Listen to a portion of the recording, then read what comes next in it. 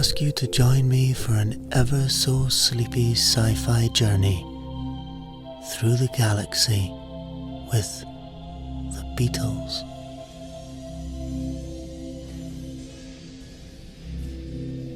You board the battered spaceship to start another mind-numbing shift, hauling waste between Mars and Earth.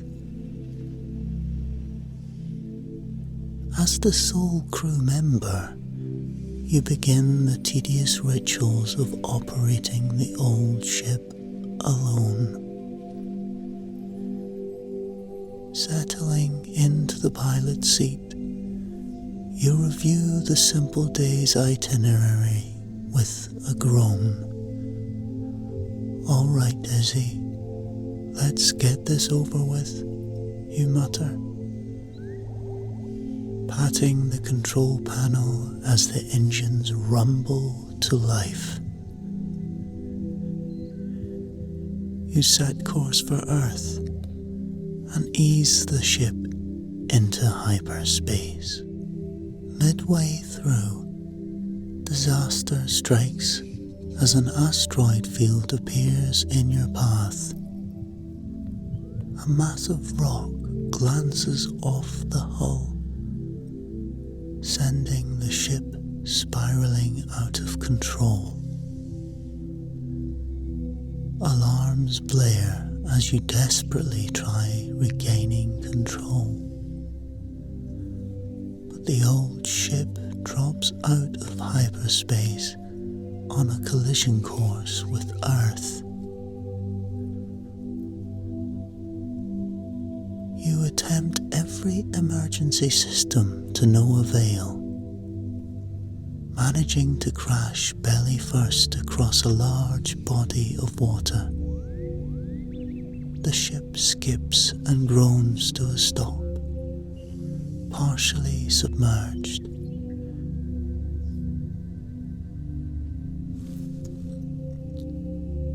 By some miracle, she holds together, but extensive repairs will be needed. Your head pounding from a cracked panel, you stumble towards the engine room, hoping to get the hyperdrive online. As you enter, a light on the ancient gyro prod in the corner catches your eye. This relic came with the ship. Some kind of suspended animation chamber from the early space exploration era. You've never examined its contents closely before. Approaching the pod, you inspect its outer surface. Faded lettering along the side reads, "Subject, John Lennon."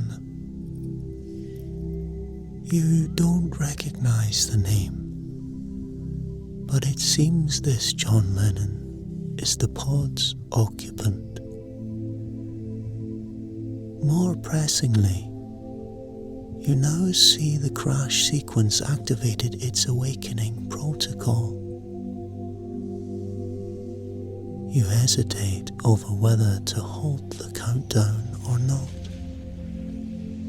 But curiosity convinces you to let the process complete.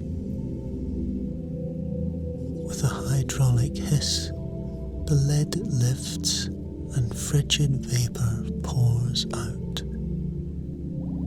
A figure sits up slowly, blinking in confusion.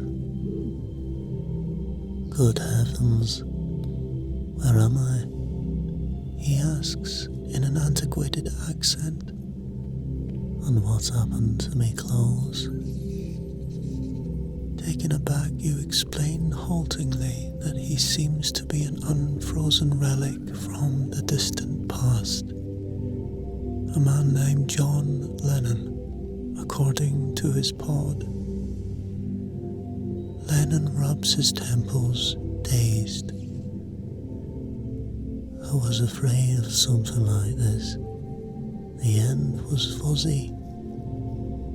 I remember Abbey Road, feeling so tired I could barely stand. He peers at you pleadingly, but never mind all that now. Tell me, does the world still love the Beatles?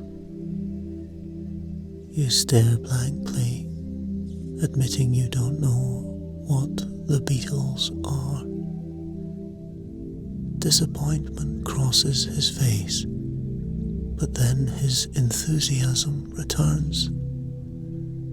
Well then, me and the lads will just have to make some new fab tracks to teach the world all over again. As John is speaking, you notice a tattoo on his arm. He lifts it up to show you. On his arm are a series of coordinates to a specific place in an unknown region of the universe. When your salvage ship arrives, you agree on a whim to plug these coordinates into your old ship. The ship lurches into hyperspace towards parts of the unknown, hoping to unravel the mystery of this man named John Lennon. John's enthusiasm is infectious, even if you lack context for his 20th century origins. As the ship cruises through hyperspace, you try asking more about his background, but John's memory seems fuzzy on any specifics preceding his freezing. The last bits are shadows, really, he mutters, rubbing his temples. Under those hot lights, so tired I could barely stand. And waking up here with you, mate. He forces a smile, but never mind yesterday.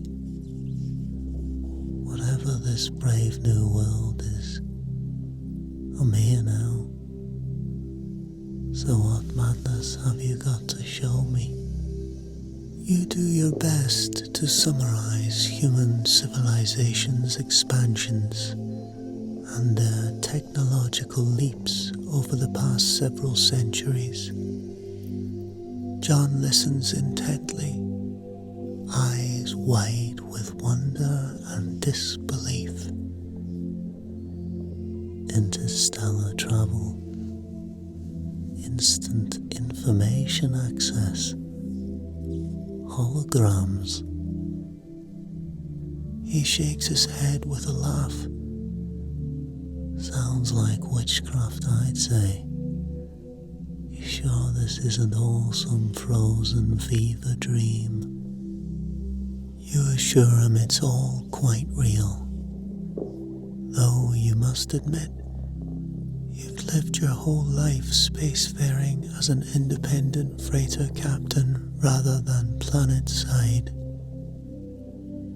Your own experience of the future is rather limited compared to what exists on more developed systems. John just grins and pats your shoulder. Well, I reckon that makes 2 ripe spacemen of us. I may be many fathoms out of my own era, but from the looks of it, you and I aren't so different after all. Just a couple of dreamers staring into the void. You have to smile at John's spirit and quick adaptation. You'd expected disorientation or even fear at his predicament, but he seems to be regarding it all as a grand adventure. It's almost like having a friend aboard for once, rather than just navigating the endless emptiness alone. Your ship drops abruptly out of hyperspace, a frozen planet now looming large in the viewport. You and John disembark, bundled in heavy enviro suits against the icy wind. Consulting a handheld scanner, you slowly home in on an energy signature located beneath the permafrost that matches the coordinates on John's tattoo. After hiking some distance from the landing site, the scanner indicates you are directly above the signal origin point. John helps you set some charges around a widened perimeter. You detonate them together, revealing a deep shaft bored into the ice. Rigging a simple winch system, you both descend slowly into the frozen depths. Your helmet lamps carve twin beams through the darkness as the shaft levels out into some kind of artificial chamber. Strange machinery lines the walls, powered down now. All appears dead and unused for untold ages, except for the large chiropod illuminated in the center of the room. Through the icy dome, you can just make out another humanoid figure inside. John scrambles eagerly to the pod's control panel, searching for a way to initiate the revival sequence. After fumbling with inscrutable alien interfaces, he slams his gloved fist down in frustration. You gently move John aside and inspect the controls more closely. After carefully cross-referencing with your archive scans of John's primitive pod, you find a likely command module. Punching in what you hope is an activation code, you hold your breath. A tremendous crack resounds through the chamber as the pod disengages its magnetic locks. John whoops triumphantly as the ice-crusted dome slowly lifts away with a hydraulic hiss. Frigid vapor spills out as a humanoid shape sits up stiffly inside. You watch in astonishment as he blinks frozen eyelashes, peering around in confusion. Good heavens, where am I? The figure mutters through chattering teeth. And why is it so bloody cold in here? He focuses on John, and his eyes go wide with disbelief.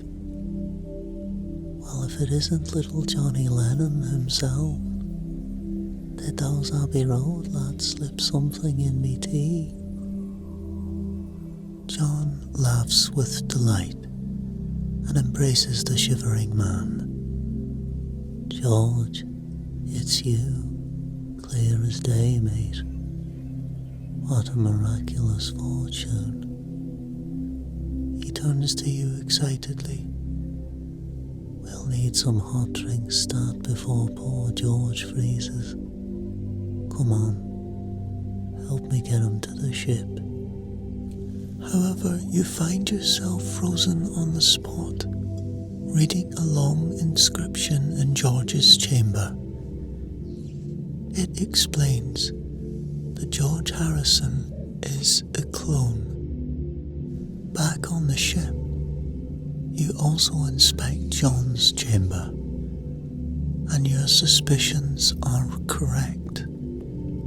John Lennon is also a clone, break this news to them, John simply laughs and says, "Well, I guess that's why we can't remember anything, George." George slowly walks over to John's pod. Inside his pod is a guitar. George takes out the guitar and tries to strum a chord, but he stops. "I can't remember how to play the guitar." He tries to strum a chord again. "No, I've lost me musical abilities." John grabs the guitar from George. "Nonsense, Harrison. Watch this." John goes to strum the guitar, but it makes a horrific noise. "You might be right, George. I can't remember how to play." You softly explain that during the cloning process, their musical abilities might not have been transferred. John and George look crestfallen. "What are we supposed to do if we can't play music?" You shake your head apologetically, though John seems to regard this as a grand opportunity. "We've got a blank slate here, Georgie boy. I say we take the chance to reinvent ourselves, really put on a show." He mimes wildly, strumming some kind of instrument. Maybe without amps and guitars, just their own mad vocals around a space campfire. George laughs heartily at John's antics. "Once a showman, always a showman. Well, my new backwards friend, we'll just have to start from scratch introducing you to the Beatles." You suddenly trigger a flash of recognition from your historical archives. "The Beatles," you murmur slowly. "They were some kind of musical group from your time," you ask. "Some kind," John crows delightedly. "Only the bloody greatest band in history, right, George?" George nods and gives an odd little seated bow. "Too right, Johnny. Those poor aliens had to freeze us just to keep up with the demand." You're still quite hazy on 20th century culture, but begin piecing it together. Somehow these two men were members of an influential primordial band revived from DNA traces solely to be sent somewhere unreached to what ultimate purpose you still don't grasp. John's eagerness seems to brook no hesitation, however. "Well, we know there's two of us now," he declares excitedly. "So the others must be out there waiting if we can only find them.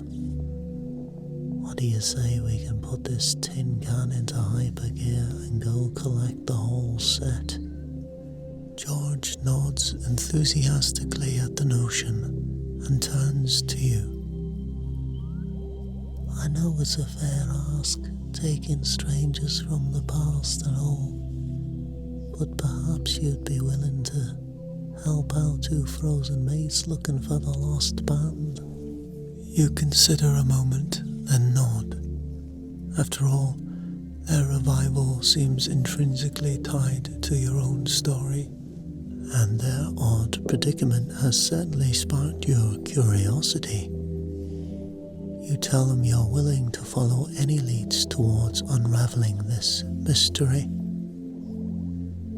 John claps, Smashing. No time to waste then.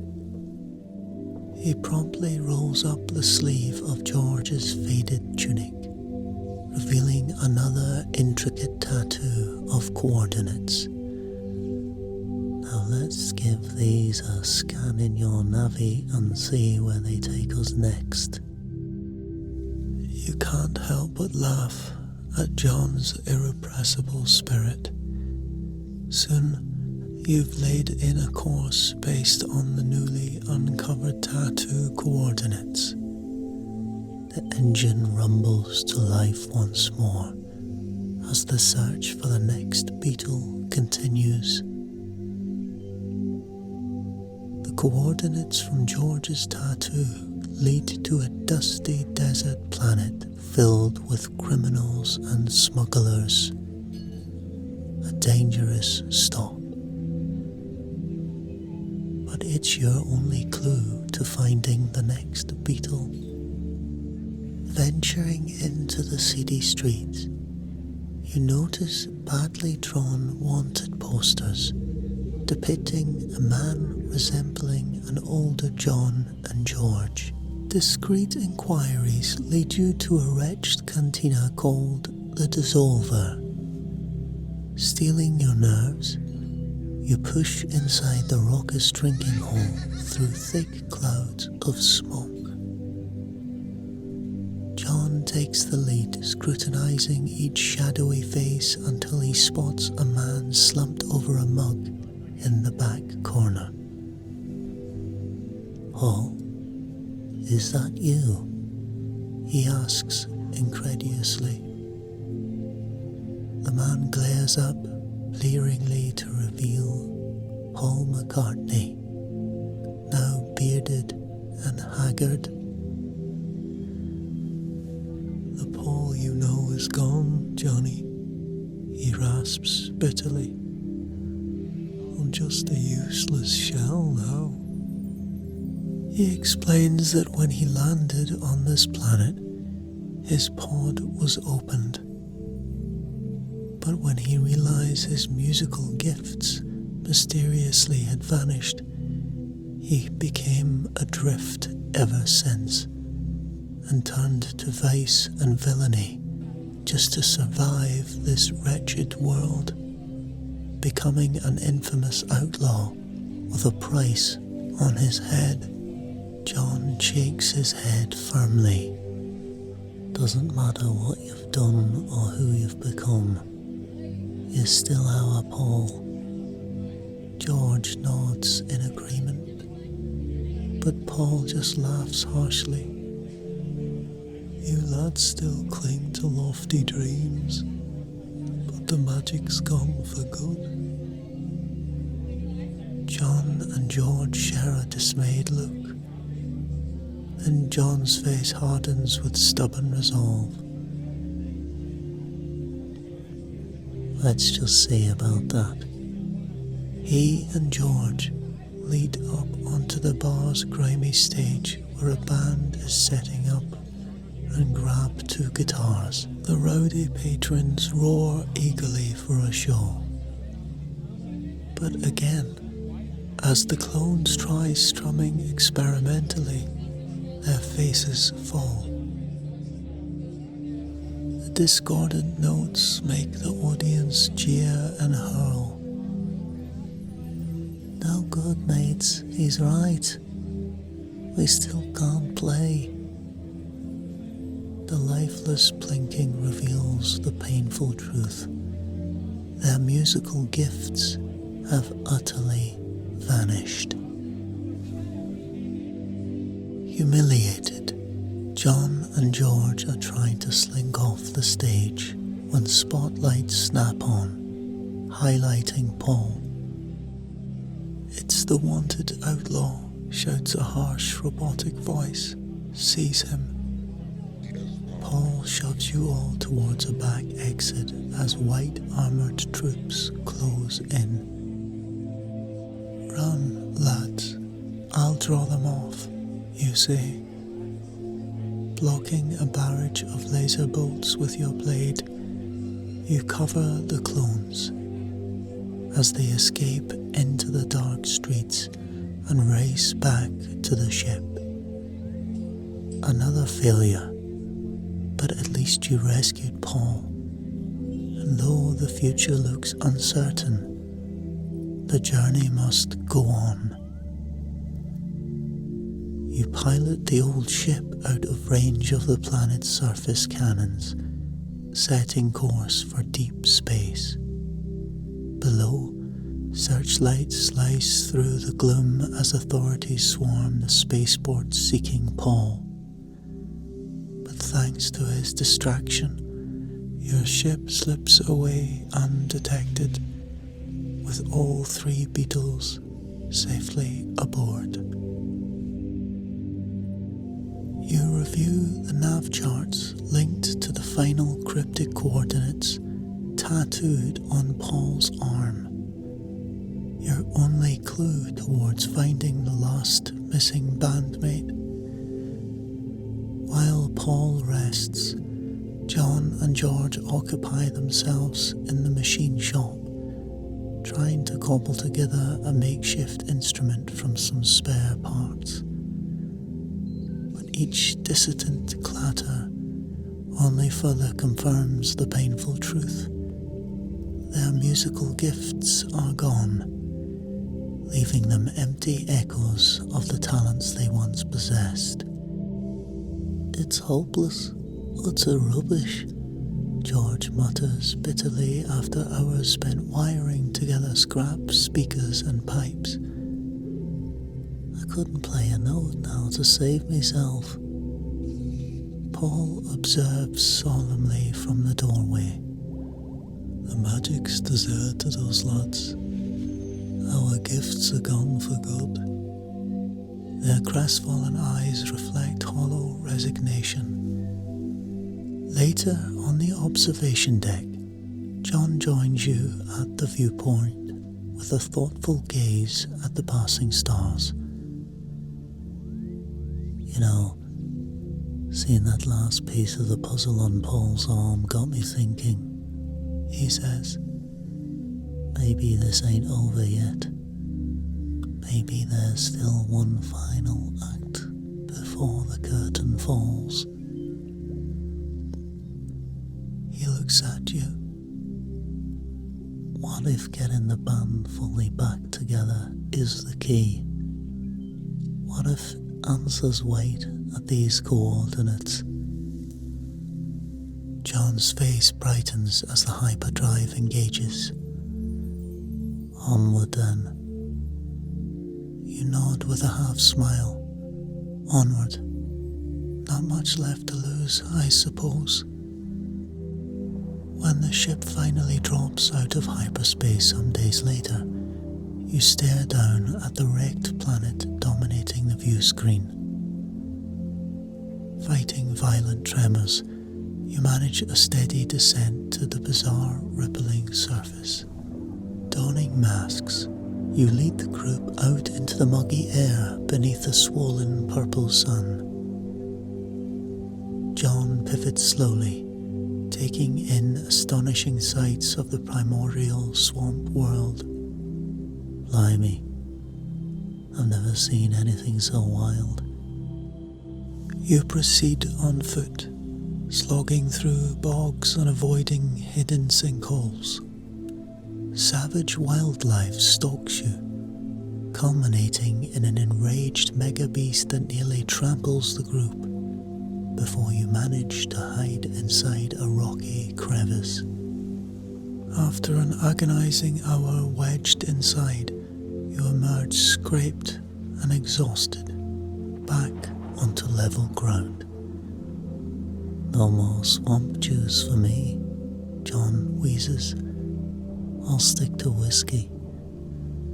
The land gradually grows somewhat drier as you press over the week ahead.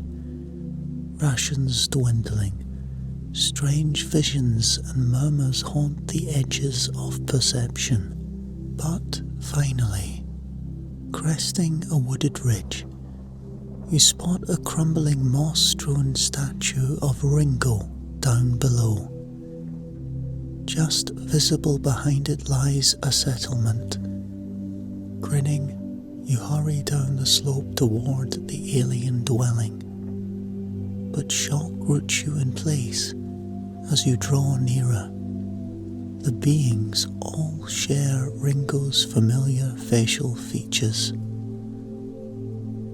Before you can react, the band rushes past to joyously embrace the stunned Ringo clones that surround you. "It's you. It's really you," John exclaims tearfully. One clone approaches you hesitantly. "Greetings, visitors. Please allow me to take you to our village master." You follow him to the large central hut. Inside sits an elder being who rises to warmly embrace the awestruck band. "Welcome, my friends," Ringo declares merrily. He passes around carved mugs filled with a sweet fruit concoction, but curiosity overwhelms you. Why are there so many clones here? What is Ringo's connection to the band? Noticing your intense distraction, Ringo smiles understandingly. He gestures to a tray of odd, colourful mushrooms. "Why not sample our village's special delicacy first? They provide quite the experience for weary minds." Before you can object, the band eagerly devours the fungi feast. At first, nothing happens. Then suddenly, George stares wide-eyed at the undulating living walls. "Blimey, are you lot seeing this too?" Nearby, Paul yelps and recoils as the floor appears to come alive, writhing like a snake pit. John erupts into hysterical laughter, doubling over with tears of mirth streaming down his face. Ringo watches on, eyes twinkling knowingly. The bizarre hallucinations increase exponentially. Soon the Fab Four have wandered outside to stare in awe at the rippling rainbow foliage and warped village structures. "It's all too much," George exclaims. You rush after them, shocked to find John carefully inspecting a tree, murmuring to himself, "What a lovely little tree you are." You try rounding up the blissed-out bandmates, but they keep wandering off, enraptured by each new reality their unleashed minds are conjuring. When you plead for help, Ringo just chuckles wisely. "Let the mushrooms guide their journey." You spend untold hours in exhausted amusement, chasing them around the tiny village as they explore the wonders each new moment creates. John lies staring up at the sky, enraptured by the passing clouds he's imbued with elaborate personalities and backstories. George keeps getting distracted by plants and rocks, which possess important messages just for him. At one point, he's alarmed to find his hands have been replaced with mismatched alien appendages, but quickly accepts his new hands. Meanwhile, Paul has befriended a small stick, which he's dubbed Major Mustachio, and carries along meandering conversations about the true nature of time and the universe. You're able to occasionally nudge them back on track when they stray too far. By the time the mushrooms finally relinquish their hold on the band, you're all utterly exhausted.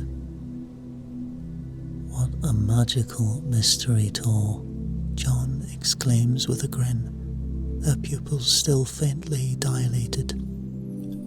As you all finally gather around the evening fire pit, the Beatles excitedly recount their visions to an indulgent Ringo. He nods thoughtfully as their descriptions grow increasingly obtruse. Then he says, "You see the power of perception to shape reality. The mind journeyed to remarkable frontiers today." They murmur in awed agreement. However chaotic the experience, perhaps it served some deeper purpose after all. As the fire dies down to fading embers, you hesitantly ask the question haunting you again. Why are there so many clones here? How is Ringo connected to this band? Why is this village on such a remote, dangerous planet? Sensing your intense curiosity, Ringo's expression grows solemn. Leaning forward so his face is half lit by the dimming coals, he says in a grave tone, "If you truly seek answers to such mysteries, then you must embark on one final journey to find the original King Ringo." The band voices eager agreement, undaunted by further adventure, but you hesitate, gazing around at the tiny firelit gathering of curious clones. "You've brought us this far," you reply carefully, "but what makes you certain that this king holds the secrets you seek?" Ringo's eyes take on a faraway look. "I cannot expect you to trust mere words, but know that I have faith in the answers that rest with my originator, my creator." He focuses again, placing a hand on your shoulder. "Will you walk a while longer with us, my friend?" You glance at the band, their faces lit with hope and expectation, then back to Ringo's patient gaze. With a resigned sigh and shake of your head, you nod. Lead the way. After so long spent chasing this mystery, what's a bit further now? You've come too far to turn back now. Without seeing where this path leads, Ringo smiles gratefully. As you walk back to the simple guest hut, you glance up at the stars through breaks in the dense canopy. What does this King Ringo have to do with the band? Across such unfathomable distance, do the answers lie in his hands, or does his realm hold only stranger questions? Either way, you must see this unexpected tale through to its very end. In the morning, you trek through the jungle, finally reaching an expansive ancient city, silent beneath massive vine-covered step pyramids. At the heart looms the largest tiered edifice yet, its stone passage promising revelation. As you stand awestruck, Ringo proclaims, "The one I saw in visions dwells within, the king who will finally reveal all." But gazing up at the monumental structure, you hesitate. There must be a safer path to answers than what's inside. Ringo nods understandingly. "I know I ask much, my friend, but this is the only way." Resigned, you begin the long ascent up the crumbling steps into the pyramid's core. Inside, cool ancient air kisses your skin and shadows flicker in torchlight. The deeper you go, the heavier the atmosphere feels. After hours climbing upward through dust-choked halls, you reach an engraved doorway. Passing through, an astonishing sight greets you. A lone elderly figure rises unsteadily from a stone with a gnarled walking stick. As he lifts his head, his eyes instantly widen in pure shock. "My word, it can't be," he exclaims in a familiar Liverpool lilt. "Is it really you boys after all this time?" The band stares open-mouthed before shouting, "Ringo," and they all tackle him into a massive hug, laughing and weeping simultaneously. You observe the emotional reunion as revelation dawns. Could this be the original King Ringo Starr himself? When the clones finally release him, Ringo gazes fondly at their faces. "Words can't express how good it is to see you again, lads," he says sincerely. "But I suppose I owe you all an explanation." He settles back with a weary sigh. "See, after we lost Paul back on Earth, I was the last one standing. The weight of it all, the expectations, the legacy, felt too heavy a burden to bear alone. I know I should have been grateful for the time we had together, but I just missed you boys so much." He shakes his head ruefully. "So I went and did something foolish. I paid some back alley scientists to cook up some clones from samples of your old DNA. I know it was wrong, but I was desperate to see my friends again, even just once. And when the authorities caught wind of the illegal cloning, I used everything I had left to launch your pods into deep space towards this planet. It was reckless, but the idea of losing you all again was just too much to endure." Ringo's eyes glisten with building tears. "Fate interceded though. There was an attack. Police ships scattering your pods. I got forced down here alone, with no way to search for where it all ended up." He gazes around at them all. "But against all odds, this wonderful stranger here saw fit to bring us back together." You nod in acknowledgement. "I'd lost hope after so long with only these clone servants for company."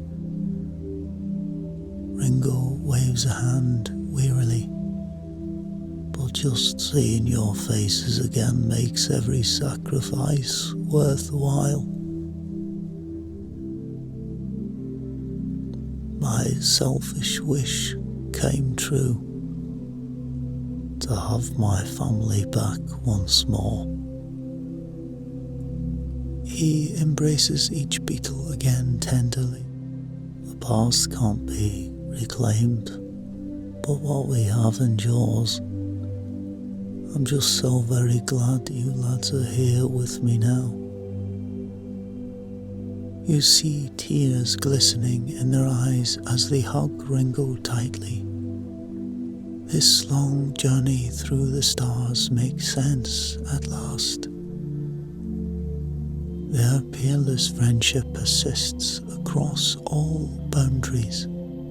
The band ask Ringo about their lost creative gifts. He nods somberly, turning to face them.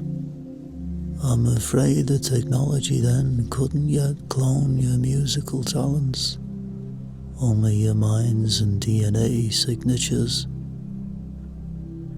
I anticipated your skills wouldn't carry over to your new selves,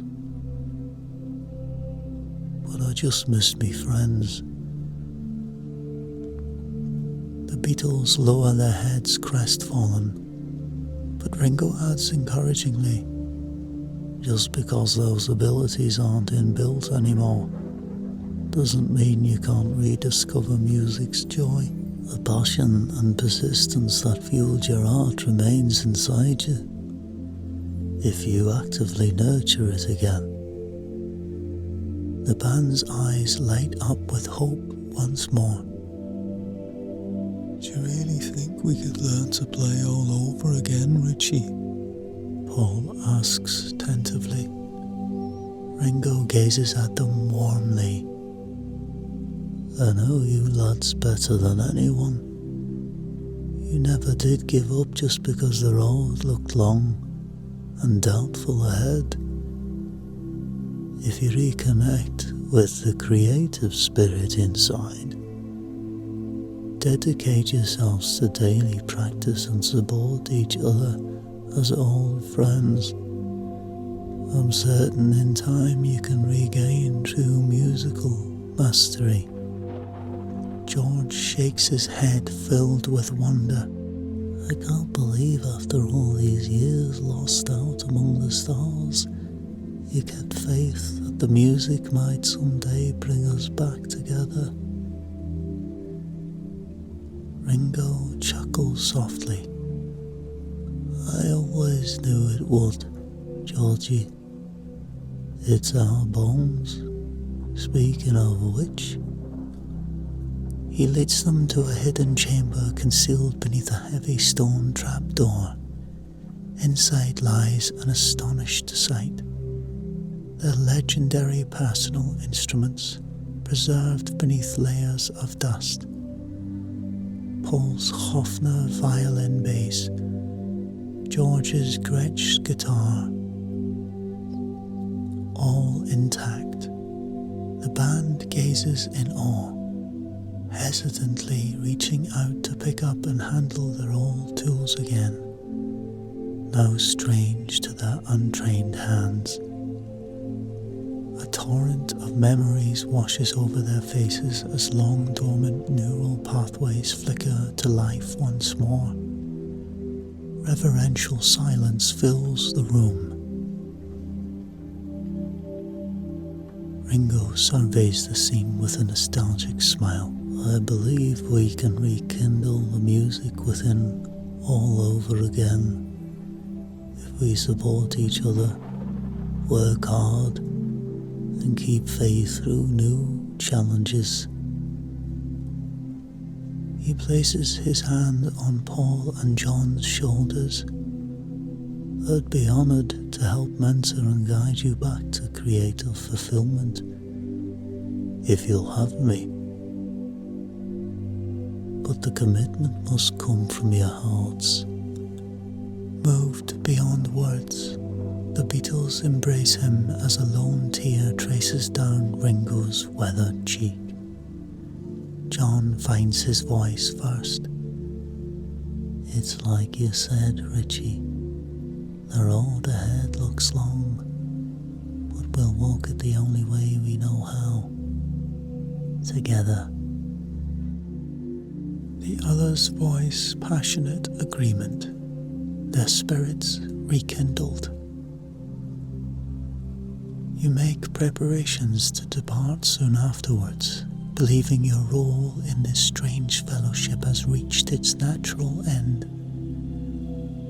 But that evening around the communal fire, Ringo makes an unexpected announcement on behalf of the whole group. We talked it over, he says, and we'd like to remain here indefinitely. where it's safe from prying eyes and expectations. He looks to you with earnest warmth, but you'll always be part of our fun family, bonded through the stars. Once we've had ample time to heal old wounds and prepare our hearts, we dearly hope you'll come back to see how we're getting on.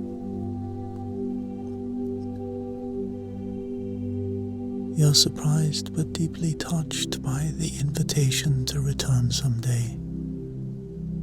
This isolated planet represents a refuge for them, a place to rekindle their creative flames away from judgment at their own patient pace.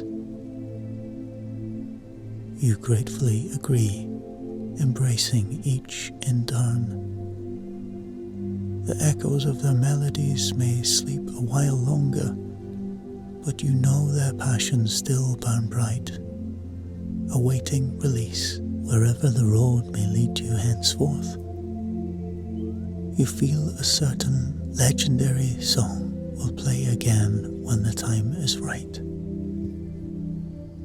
After tearful farewells, you make the bittersweet lone walk back through the ruins toward the distant landing site. A chapter closing, but your heart remains optimistic. In the lonely weeks of travel that follow, pangs of absence sometimes catch you off guard. But one quiet night, while tuning through your radio, a fragment of a melody suddenly reaches your transceiver. The opening chords of Come Together, played with patience and simple grace. You close your eyes and smile, vividly picturing the band seated together around a crackling fire. You scan the glittering starscape ahead thoughtfully. Perhaps after so long spent seeking externally, it's time you turn journeying inward for a while instead. You set a new course, bound for places unexplored. The future awaits, bright with promise, and you know you will always have a home on that distant haven planet where the music never truly died.